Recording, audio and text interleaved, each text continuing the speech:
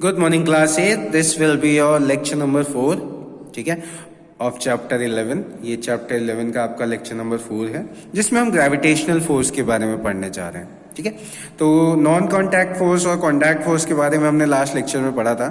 अब हम non contact में ग्रेविटेशनल फोर्स के बारे में पढ़ने जा रहे हैं. ठीक है, तो everything that you throw up in the air falls to the ground after reaching a certain height. Why? तो आप बेटा किसी भी चीज को अगर आप ऊपर की तरफ फेंकते हो, ठीक है, तो आफ्टर सम टाइम, मतलब after reaching a certain height, मतलब कुछ ऊपर जाने के बाद वो वापस नीचे आ जाता है. क्यों आ जाता है? तो the reason is that earth exerts a force on the ball that pulls it back to the ground. तो उसका एक रीजन है कि फोर्स अर्थ भी लगाता है, ठीक है, उस बॉल के ऊपर, जिसकी वजह से वो बॉल वापस से नीचे आ जाती है. ठीक है, the earth pulls everything towards itself.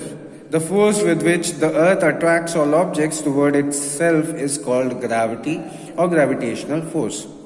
ठीक है, तो अर्थ हर एक चीज को अपनी तरफ खींचता है, और अर्थ जिस फोर्स के साथ उसे अपनी तरफ खींचता है, उस फोर्स को हम बोलते हैं ग्रेविटी या फिर ग्रेविटेशनल फोर्स.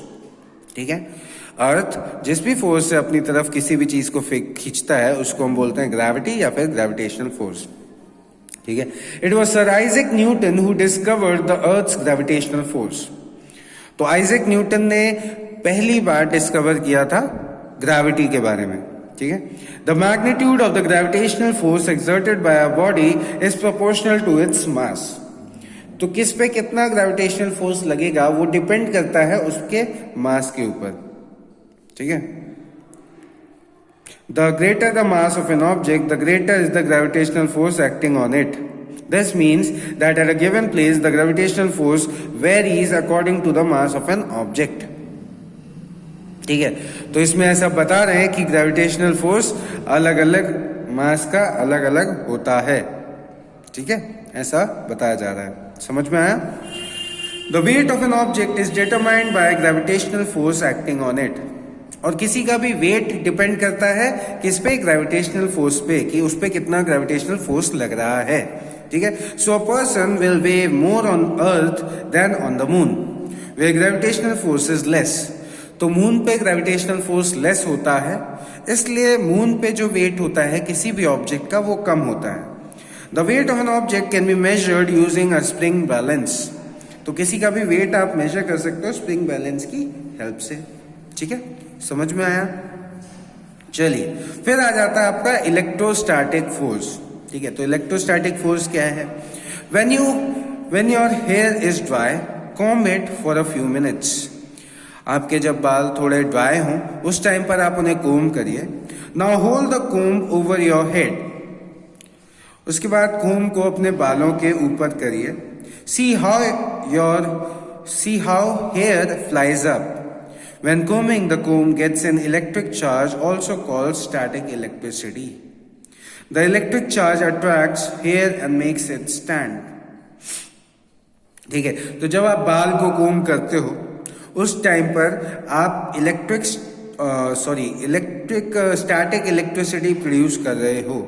ठीक है, जिसकी वजह से वो बाल आपके कोम्ब में अट्रैक्ट हो जाते हैं.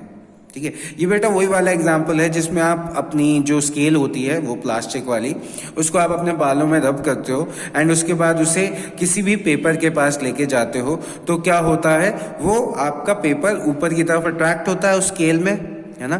तो यही चीज वो इलेक्ट्रोस्टैटिक फोर्स ही होता है जिसकी वजह से वो पेपर आपके स्केल में अट्रैक्ट हो जाता है. ठीक है, tear some tiny piece of paper, comb your hair and bring the comb close to the tiny pieces of paper. See how the bits of paper are attracted to the comb. जो मैंने अभी आपको बताया कि अगर आप अपनी scale को रब करते हो, सेम आपका अगर आप कोम्ब को रब करते हो, उसके बाद फिर उसे किसी बिट्स ऑफ पेपर के पास लेके जाते हो तो वो उसमें अट्रैक्ट हो जाता है. ठीक है, समझ में आया? तो ये है आपका इलेक्ट्रोस्टैटिक फोर्स. फिर है blow up some balloons and rub them against a sweater.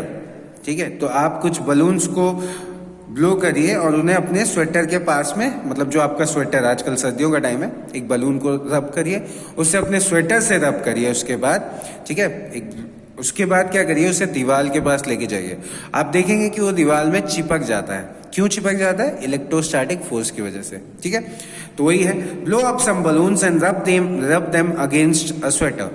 This will give them an electric charge. You can stick them on the wall or the ceiling and they will cling there. ठीक है.